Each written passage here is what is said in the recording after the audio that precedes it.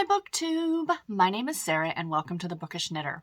Today I'm coming to you with a discussion video, I guess you'd call it, for a reading challenge that I am starting, or that I've already started.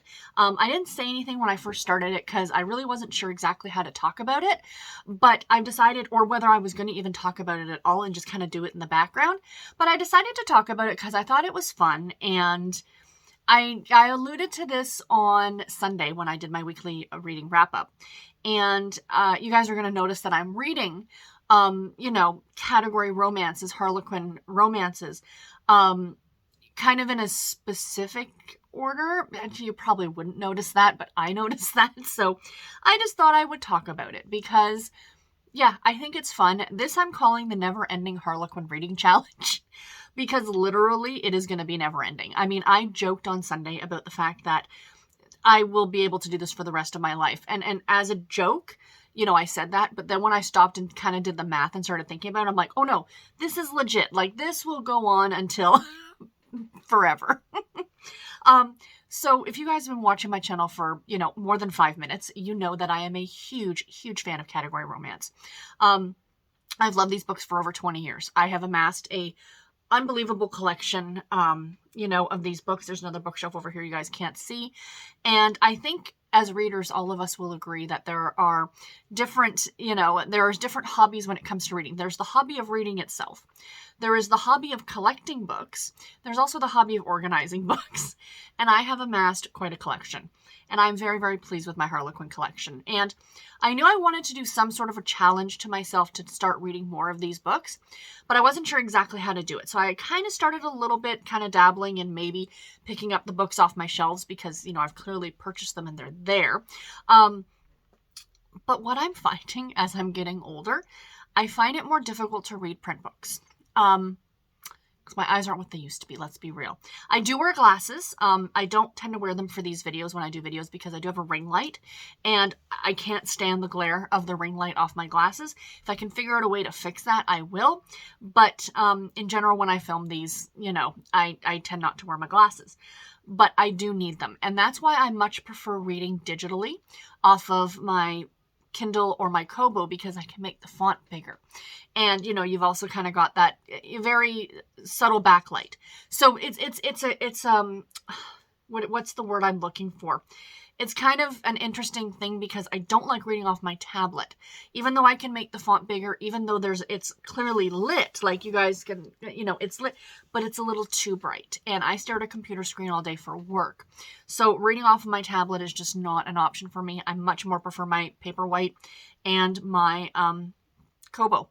So anyway, I'm hoping, and I have a lot of Harlequin books that I have purchased over the years digitally from their website. And unfortunately, I don't read them because I just can't read them off of their app, the Gloss app, because of the fact that I spend all day looking at a computer and I don't want to spend my nights staring at another bright, bright screen. I know I can tone the brightness down. I know, like on this tablet, I can put a blue light filter on it, but it still gives me a headache. So I much prefer my Kindle or my Kobo. Anyway, I'm hoping in the years to come that Kindle is going to develop a e-ink display device that allows you to use apps like other apps. So I could use that Gloss app and be able to read those books in the way that better suits me. But anyway, I have completely digressed off of the challenge here. So this is the Never-Ending Harlequin Challenge. So like I was saying, I have all these physical books. I don't enjoy reading. Don't get me wrong. I love reading them and I want to get to them.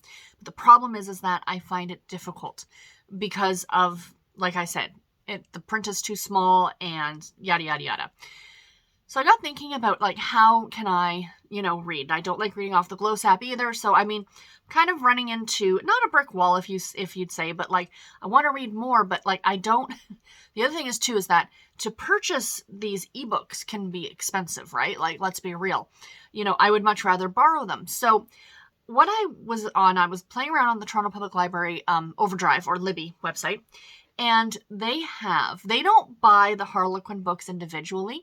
They buy them as boxed sets. So let me explain what the box sets are to start there. So essentially, Harlequin, when they release each individual line every month. They release both the book, in digital format, so as an ebook format in a single, like you can buy this ebook. Actually, I'll use the book I'm currently reading as an example, and that is Lightning Strikes Twice by Elizabeth Herb. So this book you can buy on its own. $5.99 Canadian, you can buy this ebook on its own. Or for $13.99, you can get the box set or bundle, whatever you want to call it. And I'm going to flash a picture of it up here, of not only that book, but also The Self-Made Fortune by Judy Durante. The Lightning Strikes Twice comes with it. And A Charming Single Dad by Heather Lee Bell. So you get all three of those books. And this is box set, is it 1 of 2? Sorry, I've got my notes here. Box 1 of 2, and this is for May of 2023. So there's also a second one for $13.99. Now, you're probably like, okay, that's pricey. Yeah, no, I'm not disagreeing. But if you think about the fact that these books are normally $6 a piece, you're essentially getting 2 for $6 and 1 for $2. You know what I mean? Like, you're saving $4 if you buy the box set, kind of an idea. And I'm all for that. I'm all for supporting the authors and buying the sets and stuff. But my library actually buys them this way. So if I want to read that Heather Lee Bell book, for example, and I want to borrow it from my library, I need to borrow the entire box set in order to do so. And these are extremely popular on the Toronto Public Library website. Like the month that they're released. So the May ones already have like a 10 to 12 week wait list. Like if I wanted to borrow this box set, it would be like a 12-week wait list for me. So, it's sometimes it's like, oh, do you want to buy it or not? Blah, blah, blah. So that got me thinking. And I went back and I'm like, maybe what I'll start doing, and this is where the Never-Ending Reading Challenge comes in. I am going to start reading the Harlequin books kind of in order month to month. So I'm starting in February of 2020. And why am I starting with 2020? And that's the reason I picked that, because it was from a time before the pandemic, before the world... No, I'm just kidding. No, February 2020 is actually when Harlequin went ahead and made all of their covers uniform. So essentially, there's I'll show them to you guys. So essentially what they did was before this, depending on what you had, like for example, Intrigue just had the banner across the top that said Intrigue. So all the Intrigue covers looked the same, but it was clearly an Intrigue. And, the Presents novels, they were like the same thing, kind of an idea. But now what you're getting is, you're getting these flags, as I like to call them. So there's the Presents. So they're all uniform in this sense, that you're getting Harlequin Presents with this little red flag. Red is Presents color. And then you've got the romance line. So there's this Harlequin Romance with the pink, and then the pink spine. The Intrigue, as I've already showed, there's the Intrigue with the purple. Heartwarming is green. So there's that. Medical is blue. It's always been blue. And Desire, which is sadly going away at the end of this year, is gold. So again, they became uniform in February of 2020. Prior to this, they were uniform to each other. So you knew all the Presents books were the same. But now they kind of does it make sense what I'm saying? That they kind of made them much more uniform. So when you're staring at them in the store, you can clearly see that they're all Harlequin books. So that's why I picked February of 2020. So I went back and I started with Desire. So I read From Boardroom to Bedroom already. Today I plan on finishing A Little Indiscretion by, who's writing that one? I want to say it's Jules Bennett. I'm not absolutely certain. And then there's the third one in this box set. So I'll have a cover of this box set up here for you guys to see. Is the J.C. Lee book, Temporary Wife Temptation, which I have not read yet. So my plan is to read through the 3 of these and then pick another box set that came out in February of 2020 and slowly work my way through all of February 2020 books, which doesn't sound like a lot, guys, but it is. When I sat down and did the math, that's when I realized that this was going to be the never-ending challenge because Harlequin publishes somewhere in the neighborhood of 60 to 70 books a month. And if I'm being conservative and I say that I read a book a week, it's going to take me over a year just to finish 1 month. 1 month out of the year. So to get through all of 2020 could potentially take me 12 years. Now, if I was reading nothing but these books, completely different story. You know, I could read through one of these relatively quickly, but because I'm reading them in conjunction with other things, it's going to take me a bit longer. So this part of me almost wants to like dedicate a month to just getting through, like maybe a couple months a year, just to focusing solely on this channel. I'm thinking maybe Garb August, because I am going to be hopefully co-hosting with Ollie and a whole bunch of other people, Garb August. And, you know, let's be realistic. The Harlequin books are, I will always say, it's not garbage in the sense that these are horrible books and you shouldn't read them, but they're garbage in the sense where they're like candy. You know what I mean? Like, so it'd be kind of fun to dedicate an entire month to just reading, you know, as many of these as I possibly can. I think that that would be a ton of fun. So if I get to a box set that I have read one of the books, then I just skip that book. Simple as that.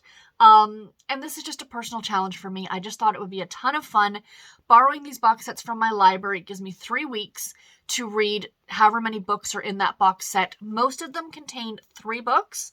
The romance, the heartwarming line, the romance line, and the romantic suspense line only have 4 books per box set because they've only got 4 books that come out every month.